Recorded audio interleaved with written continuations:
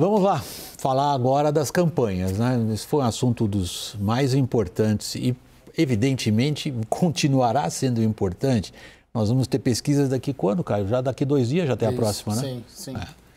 Bom, vamos lá. Passou o primeiro turno, Lula e Bolsonaro estão se movimentando em busca de novos apoios, alianças. Vamos conferir a reportagem de Adriana de Luca. O ex-presidente Lula esteve reunido com seu núcleo de campanha para alinhar os próximos passos após os resultados da votação do último domingo.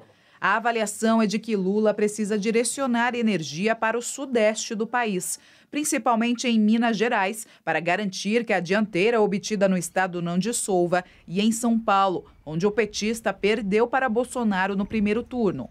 Para integrantes da campanha petista, o desempenho inferior ao que era esperado em São Paulo e em Minas Gerais, estados que juntos representam quase 51 milhões de eleitores, foi o fator decisivo para levar a disputa ao segundo turno.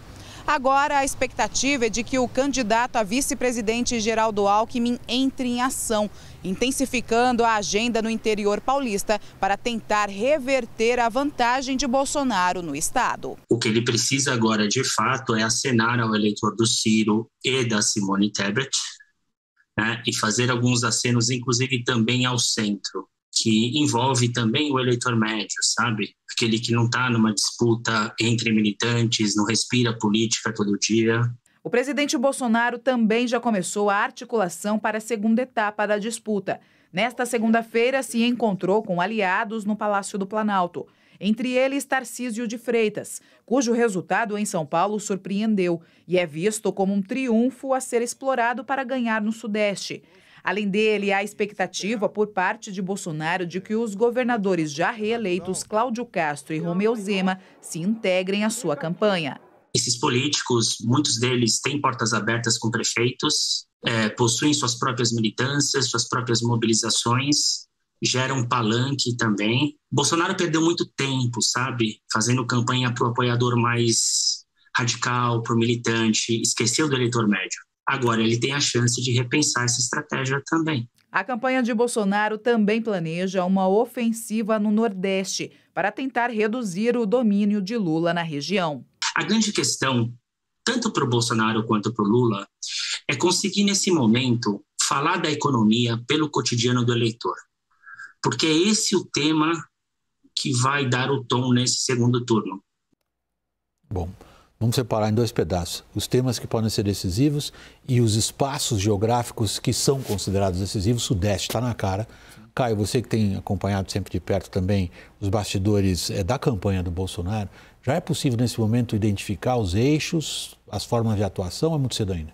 Uma aproximação muito grande com o Zema e com o Cláudio Castro e uma campanha intensa no estado de São Paulo.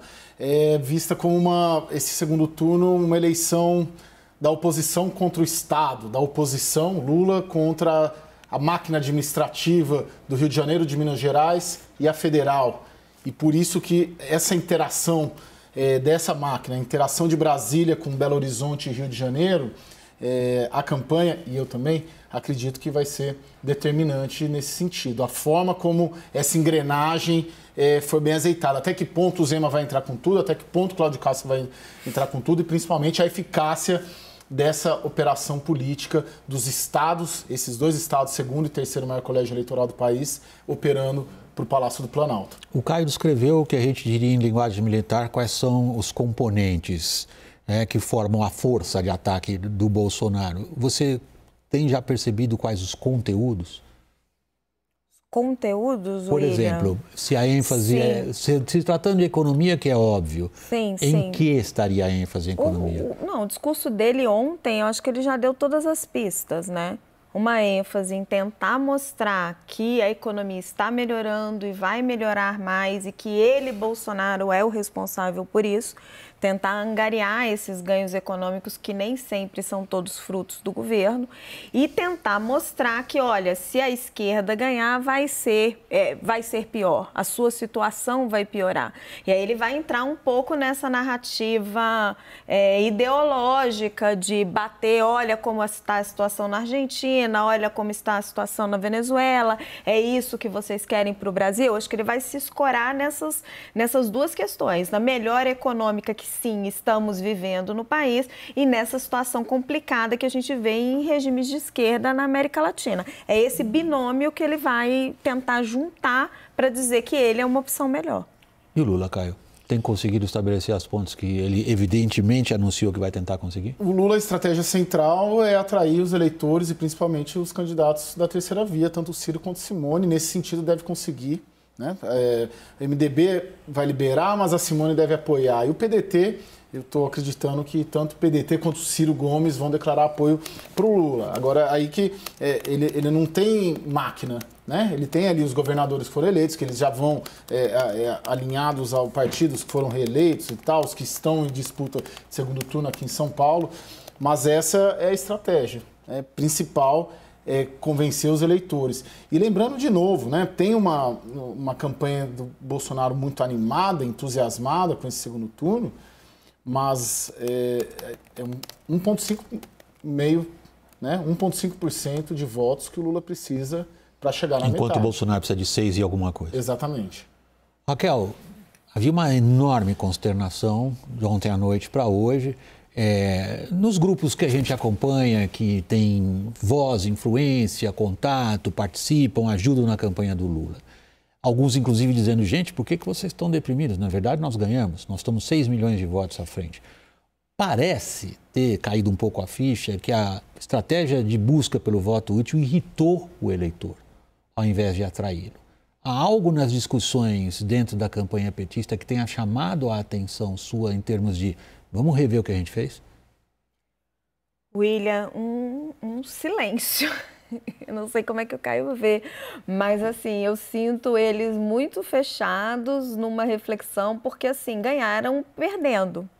Porque fizeram toda essa campanha do voto útil. O Lula quis muito evitar isso, né? Disse isso várias vezes, que não, nós estamos preparados para uma campanha de 2 turnos, mas ele mesmo chegou a dizer, né, que já estava preparando uma lua de mel ali se terminasse a campanha neste momento. Não está claro para mim ainda o que eles vão fazer para tentar reverter essa situação. Está claro o que eles precisam tentar fazer. Eles precisam dar uma sinalização mais clara de ir para o centro. E aí não só com promessas, com fatos. Para tentar convencer esse eleitor do Sudeste, esse eleitor que está voltando em massa para Jair Bolsonaro, de que eles vão fazer um governo confiável, que eles são não só uma alternativa democrática melhor que Bolsonaro, que é o discurso que eles estão fazendo desde o começo, se escorando na rejeição do Bolsonaro, mas ficou claro com esses números que não vai dar para vencer a eleição só escorado no anti-bolsonarismo, na rejeição ao Bolsonaro. Então eles precisariam fazer um movimento mais concreto em relação ao centro. E aí está todo mundo esperando por isso.